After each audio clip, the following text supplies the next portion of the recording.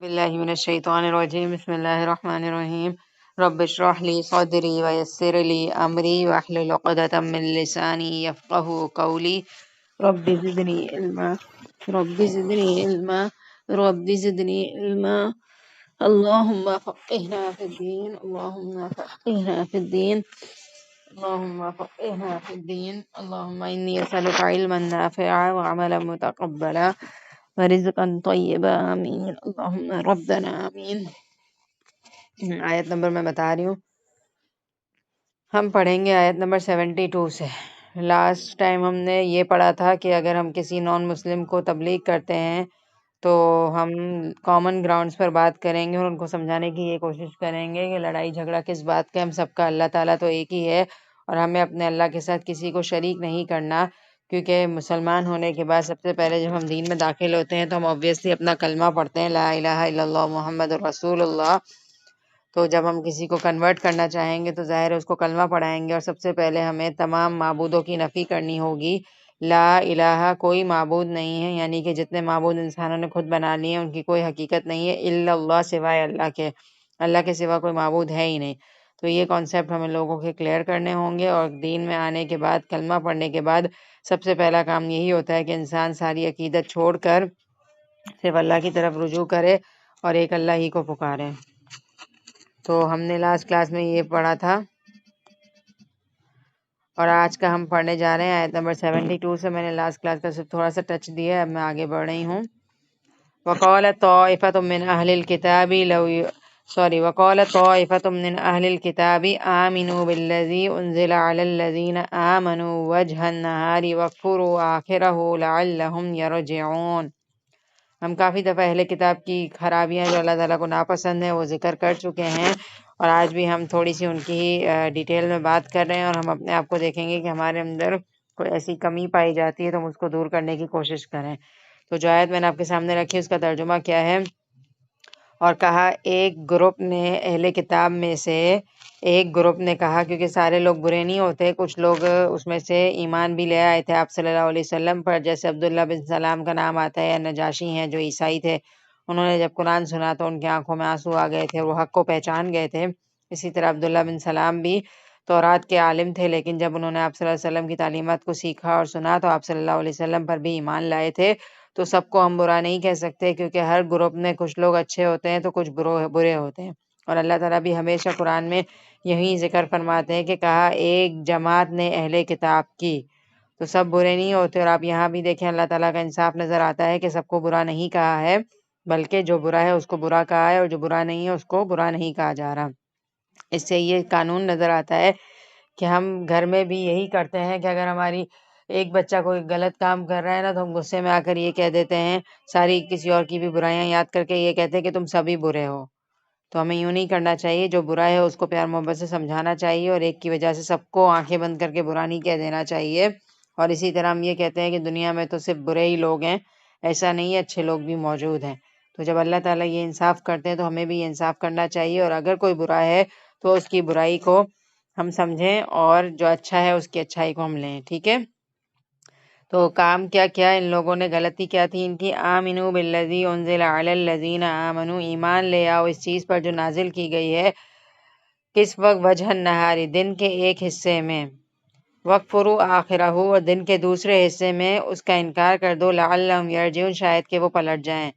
اب اہل کتاب نے یہ سازش کری مسلمانوں کو دین سے دور کرنے کے لیے کہ آپ صلی اللہ علیہ وسلم کی تعلیمات پر کیا پلاننگ کی کہ دن کا ایک حصہ ہوگا نا، جیسے صبح کا وقت ہے تو ہم مان جائیں گے، اور شام ہوگی تو اس کا انکار کر دیں گے، یا شام کو مانیں گے تو دن کو انکار کر دیں گے۔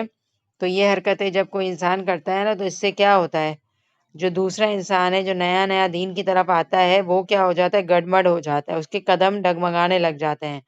تو یہ یہودیوں کی ایک پلاننگ تھی تاکہ مسلمانوں کو شک میں ڈالا جائے، اور مسلمانوں کو بھی لگے کہ دین کے اندر یقیناً کوئی خرابی ہے، کوئی خامی ہے، تبھی وہ لوگ پہلے ایمان لاتے ہیں پھر بھٹک جاتے ہیں۔ تو یہ ان کا ایک طریقہ تھا مسلمانوں کو دین سے دور کرنے کا۔ اب آج ہم میں سے بھی کوئی یہ حرکت کرے کہ کوئی دیندار شخص ہے، وہ تھوڑے دن دین میں آئے، تھوڑے دن حجاب لے لے، پھر دین سے ہٹ جائے، تھوڑے دن نمازی ہو جائے، تھوڑے دن نہیں ہو، تو اس سے کیا ہوتا ہے کہ جو انسان نیا نیا دین میں آتا ہے نا وہ بھی کنفیوژن کا شکار ہو جاتا ہے۔ تو ہمیں بھی یہی کام کرنا چاہیے کہ چھوٹا سا عمل کریں ہم، لیکن اس میں استقامت ہونی چاہیے۔ ایسا نہ ہو کہ جوش میں آ کر سارے ریچولس فالو کرنا شروع کر دیں اور جوش ختم ہو تو سب کچھ چھوڑ دیں۔ تو یہ جو پرسنالٹی ہے نا کہ کبھی کوئی کام کرنا کبھی نہیں کرنا، یہ اللہ کو بھی پسند نہیں ہے، اور اس سے یہ نقصان ہوتا ہے کہ ہم دوسرے لوگوں کو بھی دین سے دور کرنے والے بن جاتے ہیں۔ تو بہت ضروری ہے کہ چھوٹا عمل ہو لیکن اس میں کیا ہونی چاہیے، استقامت ہونی چاہیے۔ اور اللہ تعالیٰ کے رسول صلی اللہ علیہ وسلم نے بھی یہ بات فرمائی تھی کہ اللہ تعالیٰ کو یہ بات پسند ہے کہ انسان چھوٹا عمل ہو یا بڑا عمل ہو لیکن اس میں کیا کرے، استقامت کرے۔ ٹھیک ہے، بہت پسند ہے یہ عمل۔ ہم ایک دفعہ صحابہ کرام نے آپ صلی اللہ علیہ وسلم سے پوچھا تھا نا کہ آپ ہمیں کوئی نیک عمل بتائیں، تو آپ صلی اللہ علیہ وسلم نے یہی بتایا تھا کہ اگر تم ایمان لاؤ تو پھر اس بات پر جم جاؤ۔ اس سے ہمیں یہ بات سمجھ آتی ہے کہ ہم کوئی بھی کام کرتے ہیں نا تو اس کو کنسسٹنسی کے ساتھ کریں، اور اللہ تعالیٰ نے تو ہمیں یہ بھی موٹیویشن دی ہے اور یہ فضیلت آتی ہے کہ اگر کوئی بندہ کوئی کام استقامت کے ساتھ کرتا ہے اور اپنی بیماری کی وجہ سے سفر کی حالت میں وہ کام نہیں کر سکتا تو اللہ تعالیٰ اس وقت بھی اس کا اجر لکھتے ہیں۔ ٹھیک ہے، مثال کے طور پر ہم ریگولر بیس پہ چاش کی نماز پڑھنے کے عادی ہیں اور ہم سفر میں ہیں اور ہم نہیں پڑھ سکے ہیں، لیکن ہم ریگولر پڑھتے تھے، تو پھر کیا ہوگا کہ اس وقت ہمارا اجر لکھا جائے گا کہ یہ بندہ نماز کی حالت میں ہے حالانکہ وہ سفر میں ہوگا، یا بیمار ہے تو فرائض مشکل سے انسان پڑھ رہا ہوتا ہے تو پھر اس وقت لکھا جائے گا کہ عام زندگی میں یہ سنتیں پڑھتا تھا اس لیے آج بھی اس کی سنت لکھ دو، کیونکہ ابھی اس کی طبیعت ایسی نہیں ہے کہ وہ پڑھ سکے، صرف فرائض ہی وہ مشکل ادا کر رہا ہے۔ تو یہ آپ اللہ تعالیٰ کا ریوارڈ دیکھیں۔ حالانکہ دنیا میں کوئی بھی ایسی جگہ نہیں ہوگی کہ کوئی کام کرنے والا آئے نہیں، چلے ایک دو دن ہماری میٹس بھی غائب ہو جاتی ہیں تو ہم obviously ان کی سیلری نہیں کاٹتے، لیکن اگر وہ کہیں کہ مہینہ 2 مہینہ ہم نہیں آئیں گے اور آپ دوسری ماسی رکھ لیں اور ہمیں ہماری سیلری دیں تو obviously ہم نہیں دیں گے نا۔ تو یہ اللہ تعالیٰ کا بہت ہی پیارا قانون ہے کہ اللہ تعالیٰ انسان کو اس کی استقامت پر یہ صلاح دیتے ہیں کہ اگر وہ کسی مجبوری کی وجہ سے وہ کام نہ بھی کر سکے تو کیونکہ وہ ریگولر بیس پہ کرتا تھا تو اسے اس کا اجر ملتا رہتا ہے۔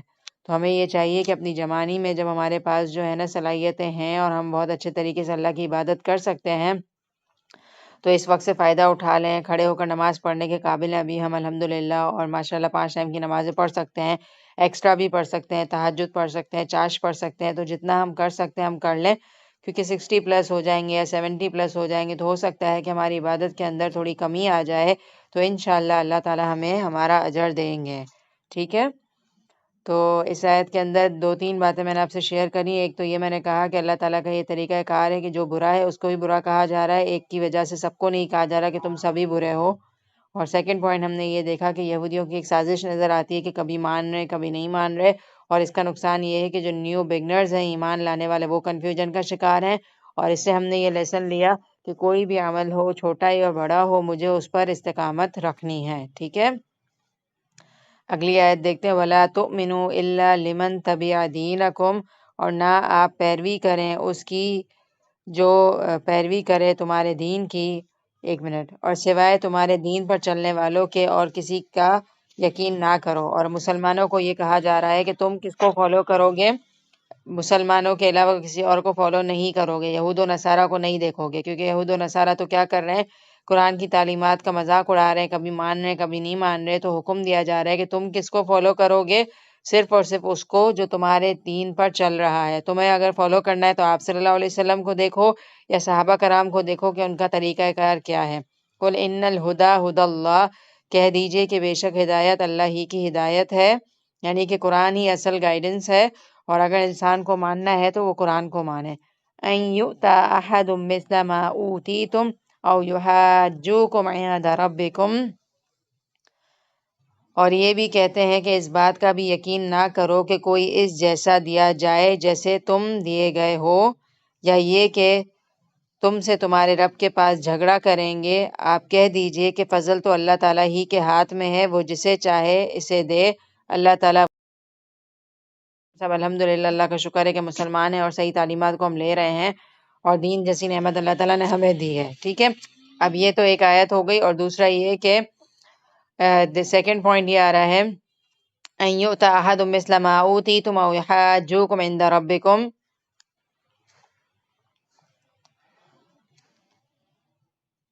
کیونکہ ہدایت تو اللہ کے اختیار میں ہے، وہ جس کو ہدایت دیتا ہے اسے دے دیتا ہے۔ اور اس میں یہ آ رہا ہے قُلْ إِنَّ الْفَضْلَ بِيَدِ اللَّهِ، یہ جو دین اسلام کی نعمت ہے وہ کیا ہے، اللہ تعالیٰ کا فضل ہے، یؤتیہ من یشاء، اللہ تعالیٰ جسے دینا چاہے دے دے، واللہ واسع علیم، اور اللہ تعالیٰ وسعت والے ہیں اور جاننے والے ہیں۔ اب جو آپ صلی اللہ علیہ وسلم کو یہ نعمت ملی ہوئی ہے نا دین اسلام کی، تو obviously وہ ان کو ناگوار گزرتی ہے کہ آپ صلی اللہ علیہ وسلم کو اللہ تعالیٰ نے یہ نعمت کیوں دی ہے اور ہمیں کیوں نہیں دی۔ اگر بہت بڑی نعمت ہوتی تو ہمیں ملتی۔ اگر ہم دنیاوی طور پر اتنے اسٹیبل ہیں اور ہماری تو اتنی دنیا ہمیں ملی ہوئی ہے، تو اگر قرآن کی نعمت یا اسلام کی نعمت کوئی بڑی نعمت ہوتی نا تو یہ ہمیں دی جاتی۔ تو اگر ان کی نسل میں سے آپ صلی اللہ علیہ وسلم آئے ہیں تو ہماری نسل میں سے کیوں نہیں آئے؟ حجت بازی یہ لوگ کرتے ہوئے نظر آتے ہیں، اور مسئلہ یہ ہے کہ ان کو ماننا نہیں تھا۔ حالانکہ سمپل سی بات تھی، اگر اللہ کی ہدایت آ گئی ہے اور اللہ کی طرف سے آئی ہے تو جو اللہ کو مانتا ہے پھر وہ اللہ کے فیصلوں کو بھی قبول کر لیتا ہے۔ وہ یہ نہیں کہتا کہ اس نبی پر کیوں اترا اور ہمارے نبی پہ کیوں نہیں اترا۔ اللہ کی چوائس ہے، اللہ تعالیٰ جسے دینا چاہیں۔ اور اللہ تعالیٰ یہ کہہ رہے ہیں کہ قل ان الفضل بید اللہ، فضل سارا کا سارا اللہ کے ہاتھ میں ہے، اللہ ہی کے ہاتھ میں۔ یؤتیہ من یشاء، وہ جسے چاہتا ہے دیتا ہے، واللہ واسع علیم، اور اللہ تعالیٰ بہت وسعت والے ہیں اور جاننے والے ہیں۔ اور جاننے والے کی صفت یہاں آنا اس لیے ضروری ہے کیونکہ اللہ تعالیٰ کو یہ پتہ ہے کہ کون ڈیزرو کرتا ہے۔ اگر اللہ تعالیٰ نے آپ صلی اللہ علیہ وسلم کو چنا ہے تو اللہ تعالیٰ نے آپ صلی اللہ علیہ وسلم کے اندر obviously وہ قابلیت دیکھی ہے، وہ دیکھا ہے کہ آپ صلی اللہ علیہ وسلم اس ذمہ داری کو لے سکتے ہیں اور احسن طریقے سے پورا کر سکتے ہیں۔ اور اگر ہم آپ صلی اللہ علیہ وسلم کی زندگی کو دیکھیں نا تو 40 سال کی عمر میں جو نبوت ملی تھی، تو کہا یہ جاتا ہے کہ آپ صلی اللہ علیہ وسلم کے نبوت سے پہلے کے جو سال تھے نا وہ بھی کیا تھے؟ سمجھداری پر مبنی تھے، اور آپ صلی اللہ علیہ وسلم کو لوگ نبوت سے پہلے بھی اس زمانے میں صادق اور امین کے نام سے جانتے تھے۔ یعنی کہ آپ صلی اللہ علیہ وسلم کے اندر فطرتاً نیکی جو ہے نا وہ نبوت سے پہلے بھی شامل تھی۔ اسی بیس پر اللہ تعالیٰ نے آپ صلی اللہ علیہ وسلم کو اتنی بڑی ذمہ داری دی۔ لیکن اللہ تعالیٰ کو قرآن کی نعمت دینی تھی تو اللہ تعالیٰ نے آپ صلی اللہ علیہ وسلم کو ہی کیوں چنا اور 40 سال کی عمر کے بعد ہی کیوں چنا؟ کیونکہ 40 سال کا جو ایک عرصہ ہوتا ہے نا اس میں انسان جو ہے نا ہر دور سے گزر جاتا ہے اور وہ ایک میچور انسان بن کر سامنے آتا ہے۔ اب آپ دیکھیں کہ جب ہم جوان تھے اور ان میرڈ تھے تو ہمیں بہت ساری باتیں نہیں پتہ تھی، اور شادی کے بعد کیا ہوا کہ ہم بہت سارے ایکسپیرینس حاصل کر رہے ہیں اور ہمارے بچوں کو بھی ہم obviously ٹیک کیا کریں تھے۔ لیکن جب ہم 40 سال کے ہو جاتے ہیں نا تو ہم ایک اور نسل، ایک اور جیسے جنریشن کی طرف چلے جاتے ہیں، یعنی کہ ہمارے بچے بھی پھر میرڈ ہو جاتے ہیں، ان کی بھی لائف شروع ہو جاتی ہے۔ تو ایک انسان جو ہے نا پیک لیول پر ہر طرح کے حالات کو دیکھ کر بہت کچھ سیکھ کر ایک مضبوط انسان بن جاتا ہے، اور اگر وہ دینی طور پر اسٹرانگ ہے تو وہ اپنے آپ کو برائیوں سے بھی بچانے والا ہوگا۔ اور جب اللہ تعالیٰ کو یہ ذمہ داری دینی تھی تو اللہ تعالیٰ کو obviously ایک ایسا انسان چننا تھا جس کے اندر بہت ساری صلاحیتیں موجود ہوں، اور وہ ایک امت کی ذمہ داری دے رہے ہیں اللہ تعالیٰ، تو اس لیے آپ صلی اللہ علیہ وسلم کو چنا گیا۔ کیونکہ تاریخ اٹھا کر آپ دیکھ لیں کہ آپ صلی اللہ علیہ وسلم کی نبوت سے پہلے کی بھی جو لائف ہے نا وہ بہت ہی اچھی تھی۔ آپ صلی اللہ علیہ وسلم اس زمانے میں بہت سارے گناہ عام تھے، لوگ کیا کیا کر رہے تھے، بہت ساری چیزیں اس دور میں عام تھی، زنا، شراب، قتل، یہ چیزیں بہت ایزیلی کی جاتی تھی عرب معاشرے میں۔ زمانہ جاہلیت میں بہت ساری چیزیں عام تھیں، لیکن آپ صلی اللہ علیہ وسلم ان سے دور نظر آتے ہیں۔ اور پھر جب اللہ تعالیٰ نے ان کو نبوت دے دی تو وہ کہتے ہیں نا کہ ان کی صلاحیت پر اور چاند لگ گیا، سونے پہ سہاگا جسے ہم کہتے ہیں کہ ایک چیز اچھی ہے آپ اس کو اور زیادہ اچھا کر دو۔ تو وہی بات ہے کہ آپ صلی اللہ علیہ وسلم آلریڈی ایک اچھی پرسنالٹی تھے، لیکن قرآن کی تعلیمات انسان کو اور خوبصورت بنا دیتی ہیں۔ ٹھیک ہے، تو اگر ہم بھی الحمدللہ اپنے طور پر اخلاقیات میں اچھے ہیں، نمازیں اچھی پڑھتے ہیں، اور الحمدللہ ایک ایسے گھرانے میں موجود ہیں جہاں دین کو پریکٹس کیا جاتا ہے، تو اگر آپ قرآن کا مطالعہ کریں اور قرآن کا علم سیکھنا شروع کرتے ہیں تو کیا فائدہ ہوتا ہے آپ کو؟ کیا آپ اور بہتر بن جاتے ہیں، بنتے ہیں کہ نہیں بنتے؟ اور اب آپ دیکھیں کہ ہم اپنا جائزہ لیں کہ اگر ہم میں سے کسی نے ایک ایسے ماحول میں آنکھ کھولی ہے جہاں ماشاءاللہ نمازیں پڑھی جا رہی ہیں، الحمدللہ میں آپ کو اپنے گھر کا ہمیشہ ریفرنس دیتی ہوں کہ میرے ابو نے ہمیشہ سے ایک دینی ماحول رکھا ہے، الحمدللہ نماز پڑھنا، پردہ لینا، یہ ساری چیزیں ہم لوگوں نے بچپن سے کی ہیں۔ لیکن میں خود بتا رہی ہوں کہ 15 سال کی عمر سے یا پتہ نہیں 13 سال کی عمر سے جب ترجمہ میری زندگی میں شامل ہوا نا تو یہ ساری صلاحیتیں پالش ہو گئیں اور بہتر طریقے سے دین کو سمجھنے کا موقع ملتا ہے۔ تو بالکل اسی طرح سے آپ صلی اللہ علیہ وسلم کی بھی جو بھی عادات تھیں ان کو مزید قرآن نے پالش کر دیا۔ تو آپ اگر اپنا جائزہ لیں، جیسے سارا ہیں کافی پرانی اسٹوڈنٹ ہیں اور ماشاءاللہ بتاتی رہتی ہیں کہ دین سیکھنے سے کیا کچھ سیکھا ہے، اور کبریٰ آنٹی بھی اکثر ذکر کرتی ہیں کہ جب ترجمہ پڑھا تو جو بات سمجھ آئی وہ ہم عام زندگی میں پریکٹس نہیں کر سکتے جب تک کہ ترجمہ ہماری آنکھوں سے نہ گزرے۔ تو قل ان الفضل بید اللہ، یہ قرآن کی نعمت اللہ کا فضل ہے، قرآن کا مل جانا، دین کا علم سیکھنا۔ اس طرح سے آپ لوگ بیٹھے ہوئے ہیں نا تو آپ سوچیں کہ اللہ تعالیٰ نے آپ کے ساتھ فضل کا ارادہ کیا ہے، محسوس کر رہے ہیں کہ یہاں بیٹھے ہوئے ہیں اور اللہ نے آپ کو چنا ہے۔ یؤتیہ من یشاء، اللہ کی تقسیم ہے، اللہ تعالیٰ جسے چاہیں اسے دیں۔ واللہ واسع علیم، اور اللہ تعالیٰ بہت وسعت والے ہیں اور جاننے والے ہیں کہ کون انسان اس نعمت کو ڈیزرو کرتا ہے۔ تو اگر اللہ تعالیٰ نے آپ کو اپنے قرآن کے آگے بٹھا دیا اور بیٹھ کر آپ سمجھ رہے ہیں نا، تو ہماری ٹیچر ہمیشہ یہ کہتی ہیں کہ اللہ تعالیٰ نے آپ نے کوئی صلاحیت دیکھی ہوگی، اللہ کو آپ میں کچھ پسند آیا ہوگا، کوئی ادا پسند آئی ہوگی جس کی وجہ سے اللہ تعالیٰ نے آپ کو نوازا ہے۔ اب آپ دیکھیں جب ہمارے پاس دنیا کی نعمت بہت زیادہ ہوتی ہے نا، بہت زیادہ گھر اچھے ہیں اور گاڑیاں ہیں اور بہت اچھی لائف گزار رہے ہیں، تو انسان بیٹھے بیٹھے کبھی کبھی سوچتا ہے نا کہ پتہ نہیں میرے اندر کیا ایسی بات ہے کہ اللہ نے مجھے اتنا نواز دیا ہے۔ تو دیکھیں دنیا کے بارے میں یہ گارنٹی نہیں ہے کہ آپ کی کوئی نیکی اللہ کو پسند آئی ہے تو اللہ نے اتنا نواز دیا ہے۔ ہاں اگر اللہ تعالیٰ نے آپ کو دین کے کاموں میں لگا دیا ہے نا کہ آپ کے ہاتھوں میں قرآن ہے ہر وقت، تو آپ سوچیں کہ اللہ نے یقیناً آپ کا کچھ پسند کیا ہے جس کی وجہ سے الحمدللہ اللہ نے آپ کو چنا ہے۔ اور جب آپ کو یہ چیز ریئلائز ہوگی کہ اللہ نے آپ کو چنا ہے اور اللہ نے قابل بنایا ہے، تو بتائیں آپ کے اندر عاجزی آئے گی یا تکبر آئے گا؟ عاجزی آئے گی نا۔ کہتے ہیں نا کہ دنیا کی نعمتیں انسان کو نا سر اٹھا کر جینا سکھاتی ہیں، اور دین کی نعمت انسان کو کیا کرتی ہے؟ جھکنا سکھاتی ہے۔ عاجزی آ جاتی ہے کہ اللہ کا فضل ہے اس لیے اللہ نے مجھے یہ دیا ہے۔ اور یہ چیز ایک طرف بہت زیادہ خوشخبری دیتی ہے تو دوسری طرف ڈراتی بھی ہے کہ اگر خدا نہ خواستہ ہم اس نعمت میں تکبر کریں گے علم کے ملنے پر یا قرآن کے ملنے پر، تو اللہ تعالیٰ اللہ نہ کرے اتنے ناراض نہ ہو جائے کہ نعمت ہم سے چھین لیں۔ ٹھیک ہے، تو انسان کو قرآن کا علم عاجزی سکھاتا ہے کہ آپ دیکھیں کہ جب ہے نا کسی درخت پر پھل زیادہ لگ جاتے ہیں تو وہ درخت اکڑتا ہے یا جھک جاتا ہے؟ جھک جاتا ہے نا۔ تو اگر ہمارے اندر بھی واقعی قرآن کا علم اتر گیا ہے نا، یعنی کہ ہمارے اندر بھی پھل لگ رہے ہیں نا، پھل سے مراد یہ کہ قرآن کا علم سیکھتے جا رہے ہیں اور باعمل بنتے جا رہے ہیں ہم، تو ہماری باڈی جھک جائے گی۔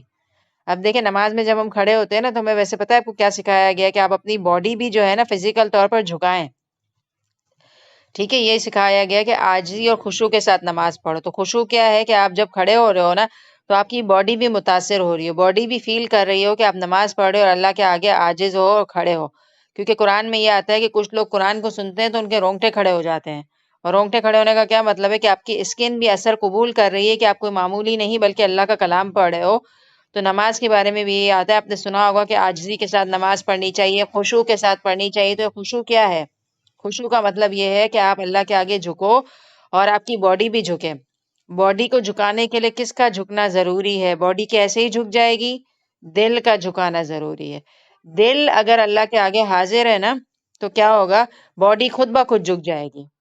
اب ہم اگر نماز پڑھتے ہوئے اپنا دوپٹہ چھیڑ رہے ہیں یا اپنی سلیوز کو ٹچ کر رہے ہیں یا بار بار شلوار کو تھوڑا نیچے کر رہے ہیں، کیونکہ آپ کو پتا ہے کہ شلوار اتنی نیچے ہونی چاہیے کہ ہمارے ٹخنے جو ہوتے ہیں نا وہ کور ہونے چاہیے۔ اگر ٹخنے کھلے ہیں تو پھر obviously ہماری نماز نہیں ہوگی، تو اپنے پائنچوں کو بھی ہمیں نیچے تک رکھنا چاہیے، کیونکہ اکثر لوگوں کے ٹخنے کھلے ہوتے ہیں، اس لیے میں نے یہ والی بات ہائی لائٹ کی ہے۔ اور لائٹ کلر کا دوپٹہ نہ پہنے کے بال جھلکیں، پوری پراپر جو نمازی کا لباس ہے وہ پہن کر اللہ کے آگے کھڑے ہو جائیں اور اپنے آپ کو ڈسٹریکشن سے بچا لیں۔ کوئی چھوٹی چادر نہ پہنے کے بار بار ٹھیک کرنے میں ہی آپ کا دھیان نکل جائے۔ یہ سب کچھ کر کے جب اللہ کے آگے کھڑے ہو تو آپ کا دل حاضر ہونا چاہیے۔ نماز میں دل کو حاضر کر لیں، باقی ساری ڈسٹریکشن ختم ہو جائے گی، پھر آپ کو دوپٹہ چھیڑنے کی ضرورت ہی نہیں پڑے گی، انوالو ہو جائیں۔ ایک دفعہ جو ہے نا وہ ایک شخص ہے نماز پڑھ رہے تھے، تو ان کے آگے جو ہے نا ایک لیلا اپنی مجنو کے پیچھے بھاگتا ہوا جا رہا ہوتا ہے نا، تو وہ نماز اس کی توڑ دیتا ہے اور بھاگ جاتا ہے، محبت میں بھاگے جا رہا ہوتا ہے، تو بھاگ جاتا ہے۔ تو پھر جب وہ شخص نماز کا سلام پھیرتا ہے نا، تو جو لیلا ہوتا ہے مجنو بھاگ رہا ہوتا ہے نا، تو سلام پھیر ڈسٹریکشن کی فکر نہیں ہونی چاہیے۔ آپ کو پتہ ہے صحابہ کرام نماز کیسے پڑھا کرتے تھے؟ کہ اگر ان کے جسم پہ کوئی زخم کے نشان ہو جاتے تھے نا، جیسے تلوار وغیرہ کے اندر تک چلے جاتے تھے، اللہ معاف کرے کیسی کیسی آزمائش ان کی باڈی پر آیا کرتی تھی، تو ان کے جب زخموں میں سے وہ نکالا جاتا تھا نا، تلوار ہو گیا ہے جو بھی کوئی بھی قسم کا انسٹرومنٹ ہے وہ چلا گیا ہے، تو بہت تکلیف ہوتی تھی ان کو۔ تو ایک صحابی نے یہ کہا تھا کہ جب میں نماز پڑھ رہا ہوں نا، اس وقت تم نکالنا، کیونکہ اس وقت مجھے پتہ نہیں چلے گا۔ اب آپ یہ بتائیں کہ ہمارا مسئلہ یہ ہے کہ ہم جو ہے نا دنیا کے ہر کام میں اتنے انوالو ہوتے ہیں کہ ہمیں باقی چیزوں کا ہوش نہیں ہوتا۔ ایک نماز ہی وہ کام ہے جس میں ہمیں باقی چیزوں کا ہوش ہوتا ہے۔ مثال کے طور پر جب آپ کھانا پکانے میں مصروف ہوتے ہیں نا، تو ایک دن میرے ساتھ ہوا کہ واٹس ایپ کافی دیر سے نہیں کھولا ہوا تھا، پھر مجھے اتنی حیرت ہوئی کہ آج صبح سے واٹس ایپ ہی نہیں کھولا، کافی دیر ہو گئی تھی ورنہ جلدی کھول لیتے نا۔ جیسے انٹرنیٹ ہی نہیں کھولا ہوا تھا، صرف ڈائریکٹ میری کلاس ہوتی ہے 2:45 بجے، بچے پڑھتے ہیں تو ان کے لیے میں نے کھولا، اس کے علاوہ جیسے صبح سے ارلی سے کھولا ہی نہیں۔ تو مجھے یاد آیا کہ آج تو میں واقعی اتنی مصروف تھی کہ مجھے ٹائم نہیں ملا۔ لیکن آپ یہ بتائیں کہ ہم نماز میں اتنے انوالو ہوتے ہیں کہ ہم اتنے مشغول ہو جائیں کہ ہمیں موبائل کی طرف سے ہمارا دھیان ہٹ جائے۔ ہم تو اللہ معاف کرے ایک سلام پھیرتے ہیں، کوئی ٹون بج جاتی ہے واٹس ایپ کی تو سلام پھیر کے دیکھ رہے ہوتے ہیں کیا میسج آیا ہے، کتنا ٹائم ضائع کرتے ہیں نا۔ ہمارے برابر میں اگر موبائل رکھا ہوا کوئی کال آئی ہو، چلے کال آپ دیکھ لیں گے، آبویسلی ایمرجنسی بھی ہو سکتی ہے، کوئی ضروری کام بھی ہو سکتا ہے، لیکن سارا دھیان اسی طرف لگا رہنا، دنیا کے کاموں میں اتنے مشغول ہوتے ہیں دوسری چیزوں کا ٹائم نہیں ملتا، لیکن نماز کے ساتھ ساتھ ہمارا دھیان جو ہے نا ہر طرف ایکٹیو ہوتا ہے۔ بچوں کو پڑھا رہے ہوتے ہیں نا، اتنے مشغول ہوتے ہیں 2-3 گھنٹے گزر جاتے ہیں، پھر کسی کا فون آتا ہے کہ بھائی تم کہاں تھی، کب سے فون کر رہے، تو ہم اتنا فار گرانٹیڈ لیتے ہیں کہ بھائی پڑھا رہی تھی تو موبائل اٹھانے کا ٹائم نہیں ملا۔ لیکن نماز کے وقت ہی کیوں ہمیں اتنی ڈسٹریکشن رہتی ہے کہ 4 فرض پڑھے ظہر کے، پھر دیکھا موبائل، پھر 2 سنت پڑھے، پھر دیکھا، پھر 2 نفل پڑھے، پھر دیکھا، پھر تسبیح فاطمہ پڑھتے ہوئے دیکھا، تو سکون تو نہیں ہے نا ہمارے اندر، بے چینی ہوتی ہے نا ہمیں۔ تو ہم جتنا زیادہ نماز کو ٹائم دیں گے نا، جتنا یکسوئی کے ساتھ پڑھیں گے نا، ہمیں وہ چیز مل جائے گی۔ وہ نماز ہمیں کہتے ہیں نا برائی سے اور بے حیائی سے روکتی ہے۔ جو انسان ایسی نماز پڑھتا ہے نا جیسی پڑھنی چاہیے، تو پھر اس کا سارے مسئلے حل ہو جاتے ہیں۔ نماز انسان کے گناہوں کو بھی دور کرتی ہے، نماز انسان کی پریشانیوں کو بھی دور کرتی ہے۔ تو ہمارا مسئلہ کیا ہے کہ ہم نے دوائی یعنی کہ نماز کو اس طرح لیا ہی نہیں جس طرح سے ہمیں اللہ تعالیٰ نے سکھایا ہے۔ ایک انسان بیمار ہے تو وہ اس وقت تک ٹھیک نہیں ہوگا جب تک کہ کیا نہیں کرے گا، دوائی کو ٹائم پر نہیں لے گا اور ڈاکٹر کے بتائے ہوئے طریقے کے مطابق نہیں لے گا۔ اب ڈاکٹر نے کہا کہ 5 mg لینا ہے اور وہ لے کر آ جائے 2.5 mg، جیسے 250 آدھی mg کی آتی ہے نا دوائی، چھوٹی لے لے، کیپسول بھی چھوٹے ہوتے ہیں، تو وہ کہے کہ بھائی میں اتنا ہیوی ڈوز مجھے نہیں لینا تھا، میں نے تھوڑا لیا۔ پھر تو 1 ہفتے بعد ڈاکٹر کے پاس جائے اور کہے کہ بھائی میرا دل چاہ رہا تھا کہ اتنی ہیوی کیوں لوں، تو میں نے تھوڑی لے لی، تو ڈاکٹر غصہ کرے گا نا، کہے گا کہ پھر آپ کو میرے پاس آنے کی ضرورت ہی کیا تھی، اگر آپ کو ہی ڈاکٹر بننا تھا تو آپ کیوں آتے ہیں ڈاکٹر کے پاس۔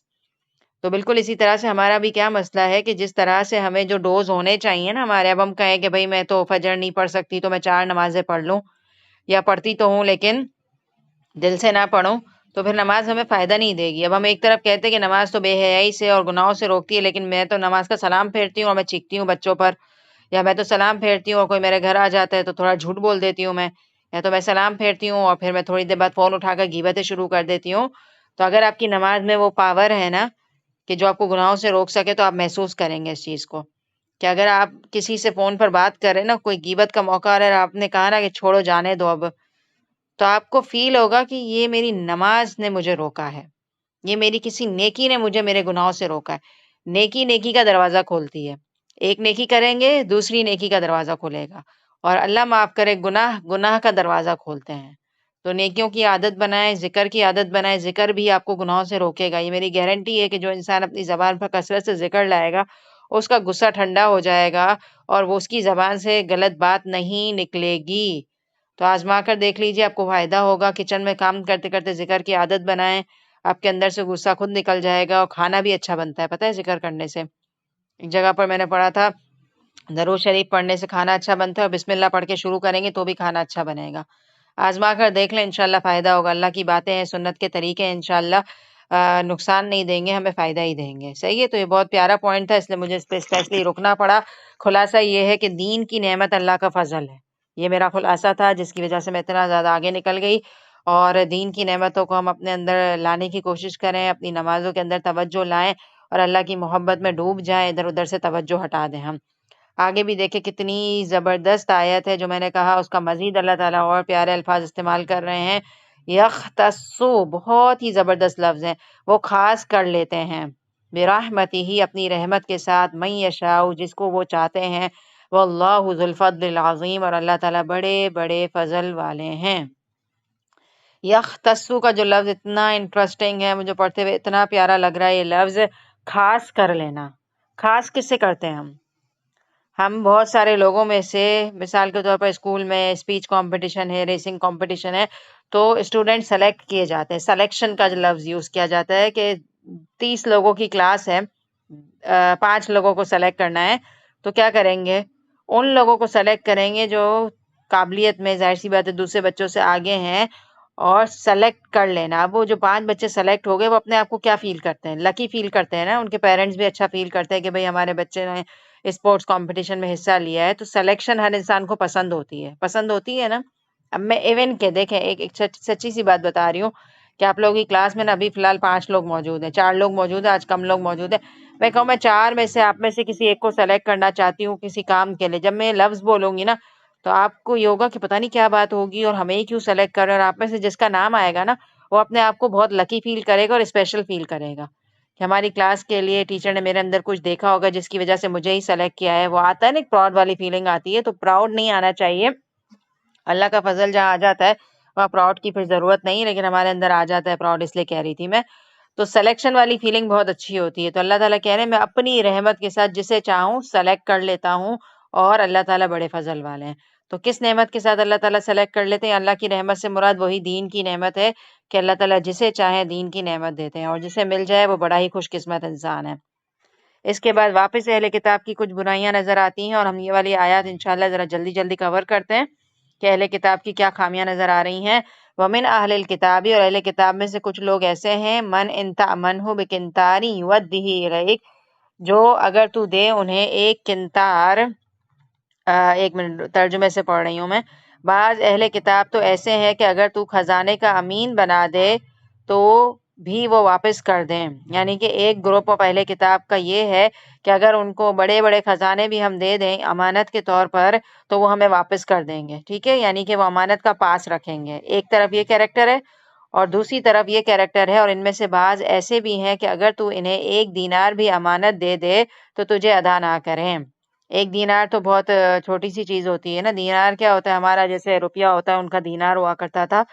تو ایک طرف یہ کہا جا رہا ہے کہ کچھ لوگ تو اتنے امانت کے پاس رکھنے والے اہل کتاب میں سے کہ ان کو بہت زیادہ ڈھیر مال بھی دیا جائے تو جب تم مانگنے جاؤ گے تو وہ تمہیں ریٹرن کر دیں گے، اور ایک کیریکٹر ایسا ہے کہ اگر تم ان کو 1 روپیہ بھی دو گے تو بھی وہ امانت ادا نہیں کریں گے۔ ہاں یہ اور بات ہے کہ تو ان کے سر پر کھڑا رہے، سر پہ کھڑے رہ کر زبردستی نہیں، جیسے کسی سے مال نکلوانا پڑتا ہے ویسے مانگو گے تو کہیں جا کے وہ تمہیں دیں گے۔ یہ اس لیے کہ انہوں نے کہہ رکھا ہے کہ ہم پر ان جاہلوں کے حق کا کوئی گناہ نہیں، یہ لوگ باوجود جاننے کے اللہ تعالیٰ پر جھوٹ کہتے ہیں۔ اب یہ جو حرکت کر رہے ہیں نا، دے نہیں رہے، تو اس کے پیچھے ان کی خود ساختہ باتیں بنائی ہوئی ہیں، اور وہ یہ ہے کہ انہوں نے یہ ازیوم کر لیا ہے اپنی طرف سے کہ یہودیوں کے علاوہ یعنی کہ غیر یہودی، یعنی کہ ہمارے فرقے سے جو لوگ بلانگ کرتے ہیں نا یہودی، اس کے علاوہ جو لوگ غیر یہودی ہیں، یعنی کہ یہودیوں کے علاوہ جتنے لوگ بھی ہیں وہ ان کے نزدیک غیر یہودی ہیں، تو ان کا حق دینا ہم پر کوئی ضروری نہیں ہے۔ ہم نے اگر ان کا مال لے لیا تو ہماری مرضی یہ دیں کہ نہیں دیں، تو انہوں نے خود ساختہ ایک چیز بنا لی تھی۔ حالانکہ اللہ تعالیٰ کا قانون یہ ہے کہ تم کسی کی ایک چیز بھی لوگے تو اس کو ریٹرن کرنا تمہارے لیے ضروری ہے، ٹھیک ہے۔ تو وہ اللہ تعالیٰ پر جھوٹ کہہ رہے ہیں، جاننے کے باوجود اللہ تعالیٰ پر جھوٹ کہہ رہے ہیں۔ تو اس آیت کے اندر 2 باتیں سمجھ آتی ہیں، ایک تو وہی بات کہ یہودیوں میں سے بھی کچھ لوگ امانت دار تھے اور کچھ لوگ امانت والے نہیں تھے، اور تیسرا پوائنٹ یہ نظر آ رہا ہے کہ انہوں نے اپنی طرف سے یہ ازیوم کر لیا کہ بھائی ہم تو یہودیوں کا حق دیں گے اور غیر یہودیوں کا ہم نہیں دے سکتے، حالانکہ کسی کا مال ہڑپ کرنے کی اجازت اللہ تعالیٰ نے نہیں دی ہے۔ اور اس کے علاوہ آپ صلی اللہ علیہ وسلم نے بھی یہاں آتا ہے کہ کیا فرمایا تھا، اللہ کے دشمنوں نے جھوٹ کہا، زمانہ جاہلیت کی تمام چیزیں میرے قدموں تلے ہیں سوائے امانت ہیں، اور اس میں ہم کوئی بھی اپنی طرف سے دلیل نہیں دے سکتے کہ ہم نہیں دیں گے یا یہ جو بھی ہے، ٹھیک ہے۔ بلا من اوفا بعہدہ واتقی فإن اللہ یحب المتقین، کیوں نہیں مواخذہ ہوگا، البتہ جو شخص اپنا قرار پورا کرے اور پرہیزگاری کرے تو اللہ تعالیٰ بھی ایسے پرہیزگاروں سے محبت کرتے ہیں۔ بلا من اوفا بعہدہ، جو اپنا وعدہ پورا کرے اور تقوی اختیار کرے تو اللہ تعالیٰ متقین سے محبت کرتے ہیں، یعنی کہ اس آیت میں یہ بات سمجھ آتی ہے کہ وعدے کا پورا کرنا انسان کو تقوی والا بنا دیتا ہے اور متقی بنا دیتا ہے، اور ایسے انسان سے اللہ تعالیٰ ڈرتے ہیں، اللہ تعالیٰ محبت کرتے ہیں۔ اس سے یہ بات نظر آتی ہے کہ وعدہ پورا کرنا، کیسے پورا کریں ہم اپنا وعدہ؟ انسان کے اندر تقوی ہوگا تو انسان اپنا وعدہ پورا کرے گا۔ تقوی کیا ہوتا ہے؟ اللہ کا ڈر ہوتا ہے۔ جس انسان کے اندر اللہ کا ڈر ہوگا وہ اپنا وعدہ کیا کرے گا؟ پورا کرے گا، اور کسی سے امانت بھی لے گا تو اللہ کا ڈر ایسی چیز ہے جو انسان کو خیانت کرنے سے بچا لے گا۔ تو دونوں چیزوں کے لیے تقوی ضروری ہے کہ ہم کوئی بھی وعدہ کریں تو میرے دل میں اللہ کا یہ ڈر ہونا چاہیے کہ سامنے والے کو تو ہو سکتا ہے آپ چیٹ کر لو، آپ کہو کہ یہ کام آپ کر دو گے اور آپ نہ کرو تو آپ خوش ہو جاؤ کہ بھئی میں نے سامنے والے کو چیٹ کر لیا، لیکن آپ کس کو دھوکہ دے رہے ہو؟ یا تو اپنے آپ کو دھوئے رہے ہو اور سمجھ یہ رہے ہو کہ ہم سامنے والے کو چیٹ کر رہے ہیں، لیکن اپنے آپ کو دھوکہ دے رہے ہو. اور اگر آپ کے دل میں اللہ کا ڈر ہوگا تو آپ بتائیں دوسروں کو چیٹ کریں گے؟ چیٹ کرنے کا سوچیں گے کہ چلو بھائی اتنی بڑی رقم اس نے مجھے دی ہے، میں ہڑپ کر جاؤں. لیکن اللہ کا ڈر آپ کو کیا کرے گا کہ آج دنیا میں تو میں اس کے مال رکھ لوں گا، لیکن کل قیامت کے دن کیا ہوگا، اس مال کے بدلے مجھے بہت سارے وبال آتے ہیں کہ کسی کا مال ہڑپ کرنے سے انسان کو آگ میں جانا پڑے گا، یا بہت ساری چیزیں آپ نے دیکھی ہوں گی. یتیم کا مال کھانے والوں کے لیے کہا جاتا ہے کہ آپ اپنے پیٹوں میں آگ بھر رہے ہو. اسی طرح اگر کوئی شخص زکوٰۃ نہیں دے رہا ہے مال کی محبت کی وجہ سے اور اللہ کا وعدہ پورا نہیں کر رہا، تو قیامت کے دن یہ سونا چاندی انسان پر آگ کی طرح آگ والا بن جائے گا، اس کو داغا جائے گا، اس کی پیشانیوں کو اور بہت ساری چیزوں کو داغا جائے گا. تو وعدہ جو ہے نا بعہدہ میں بندوں کے ساتھ کیے ہوئے بھی وعدے آ جائیں گے اور اللہ کے ساتھ کیا ہوا بھی وعدہ آ جائے گا. بندوں کے ساتھ کیے ہوئے وعدے پہ تو میں نے ڈسکشن کر لیا. اس کے علاوہ انسان جو ہے نا اسلام میں آنے کے بعد اللہ تعالیٰ سے بھی تو وعدے کرتا ہے نا، لا الہ الا اللہ محمد الرسول اللہ کہنے کے بعد کہ ہم اللہ کے بتائے ہوئے طریقے پر زندگی گزاریں گے. نماز بھی اللہ تعالیٰ سے ایک وعدہ ہے. تو اگر ہم ان ساری چیزوں میں اللہ کا کوئی بھی حق مار رہے ہیں تو وعدہ خلافی کر رہے ہیں. اور اگر ہم چاہتے ہیں کہ ہم حق نہ ماریں تو اس کے لیے بہت ضروری ہے کہ ہمارے اندر خدا خوفی ہونی چاہیے. اللہ کا ڈر آ جائے گا نا انشاءاللہ تو ہم کوئی بھی وعدہ خلافی نہیں کریں گے. صحیح ہے. ایز اے مسلمان آپ کو پتہ ہے ہم سب پر 5 ٹائم کی نمازیں فرض ہیں. اللہ کا ڈر آ جائے گا تو کیا کریں گے؟ نمازیں نہیں چھوڑیں گے. کیونکہ دنیا میں تو ہماری چوائس ہے کہ ہم چھوڑتے جا رہے ہیں، لیکن کل قیامت کے دن کیا ہوگا؟ اللہ کے آگے کھڑے ہو کے ہمیں جواب دینا ہے کہ ہم کیا کر رہے ہیں. صحیح ہے. تو یہ ساری چیزیں ہم سے پوچھ ہوگی اور ہمیں جواب دہ ہونا ہوگا اللہ کے پاس. تو ہم چیک کریں کہ ہم اللہ کے حق میں کوئی کمی کر رہے ہیں یا بندوں کے ساتھ کوئی کمی کر رہے ہیں. تو اس میں وعدہ خلافی میں دونوں طرح کے عہد آئیں گے، بندوں کے ساتھ کیا جانے والا عہد بھی اور اللہ کے ساتھ کیا جانے والا عہد بھی. اور ٹپ یہ دی جا رہی ہے اللہ کا ڈر. اللہ کا ڈر بہت بڑی چیز ہے، بہت بڑی چیز ہے. بس ڈر آ جائے نا. اب آپ دیکھیں کہ ہم اندھیرے سے بھی ڈرتے ہیں اور بھی دنیا میں بہت ساری چیزیں ہیں ان سے کتنا خوف کھاتے ہیں نا.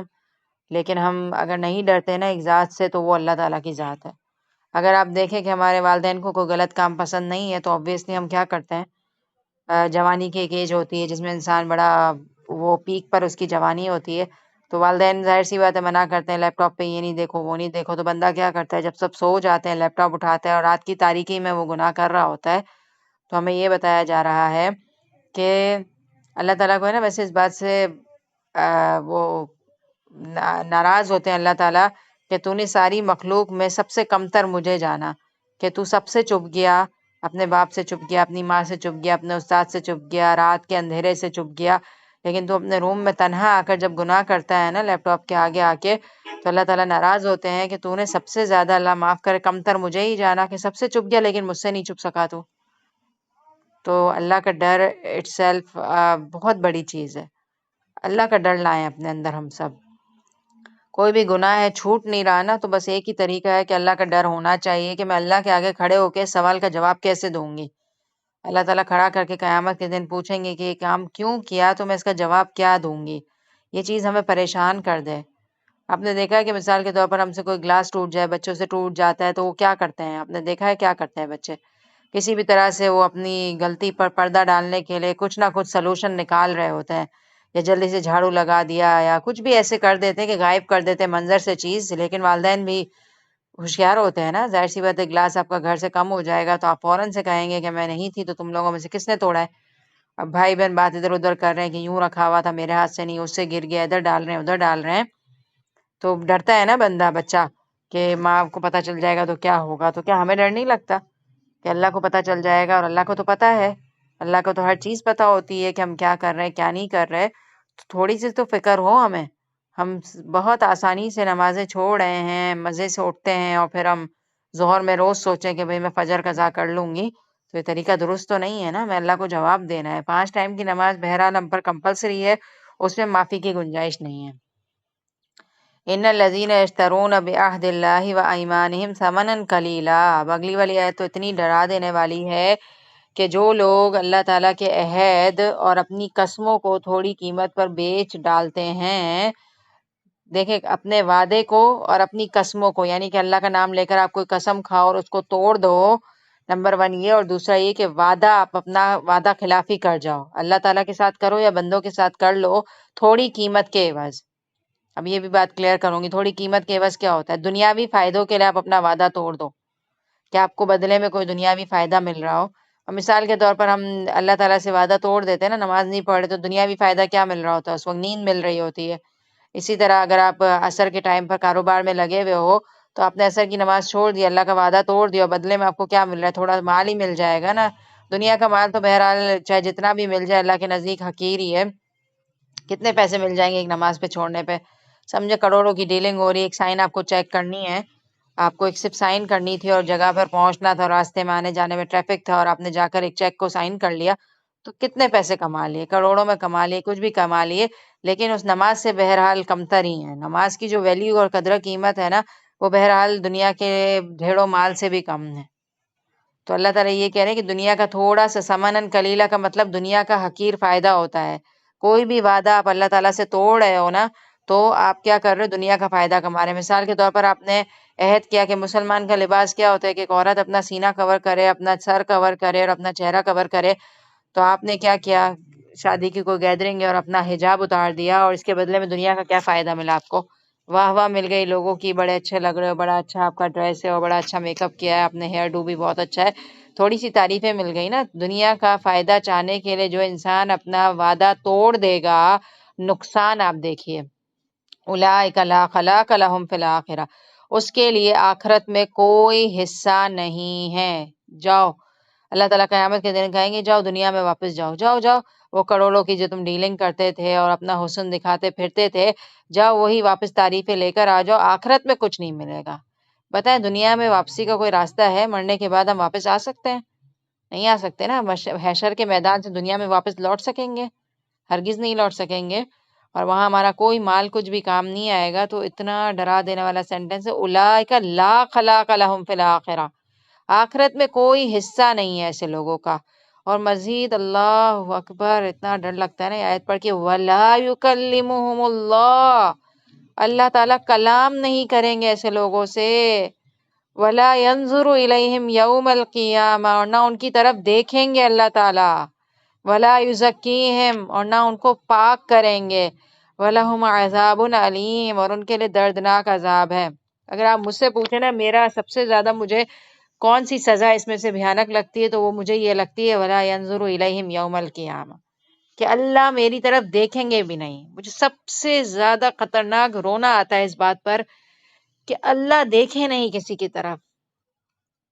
سب سے زیادہ ڈر اس بات سے لگتا ہے کہ ایک جگہ پر آپ جائیں اور کوئی سیلیبریٹی آیا ہوا ہو اور وہ سب کو اچھے ایکسپریشنز دے رہا ہے اور دیکھ رہا ہے اور سب کو وہ کر رہا ہے، اور آپ کی طرف وہ نہ دیکھے، آپ کو آٹوگراف نہ دے۔